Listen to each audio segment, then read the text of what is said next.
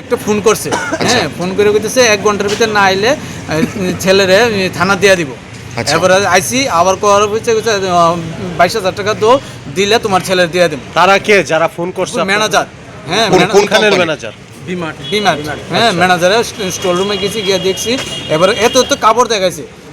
তারা 3 বন্ধু মানে এত কাপড় নিয়ে কেমনে বাইরিব, মানে অবিশ্বাসের মানে কথা, মানে তারাই মানে এটি ষড়যন্ত্র করিয়া মানে আমার ছেলে বন্ধুরা ভাসাইছে। এবার এত চকলেট, কতক্ষণের মধ্যে এত চকলেট খাইতে পারবো তারা?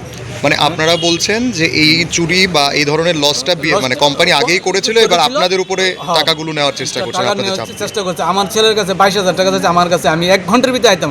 আবার পরও মানে তারা বলতেছে তাড়াতাড়ি টাকা দাও, নাহলে থানা দিয়ে দেবো ছেলের। কি নাম আপনার? আমার নাম অর্জুন শাহ। কি করেন আপনি? আমি টমটম চালাই। কোন জায়গায় বাড়ি? পূর্ব আড়ালিয়া।